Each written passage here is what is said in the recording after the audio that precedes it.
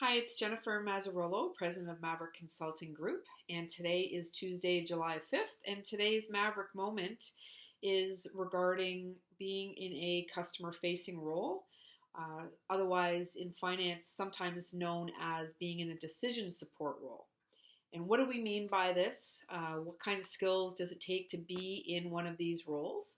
And if you are a hiring manager or an HR partner, it may provide you some insight today in what to look for in certain candidates.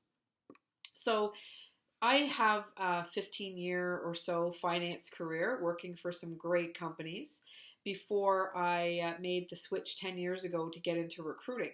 And what I've seen from both of those angles is a pretty unique view, but also is a view to understanding what types of skills and what types of roles are better suited for certain candidates. So as an example, I meet a lot of candidates that are potentially today in a transactional role.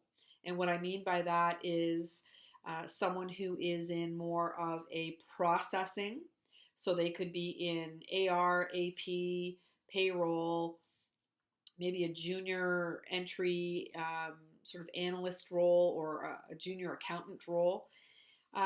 But they really are looking to get more into a role closer to the business. And when we mean customer facing or business partnering role, that's what we mean. These are the candidates that want to be on the front line, working with the business, working with the sales, marketing, operations, supply chain. They want to be helping these people make better finance decisions.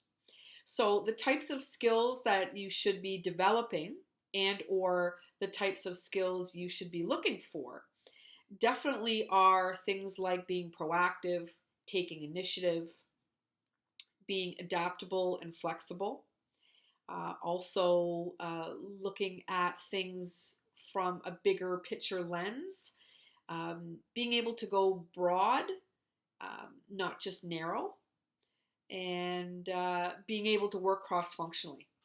So in terms of how you develop some of those skills, some of the best ways to develop those skills are, being part of a finance team that allows you to be on certain key projects.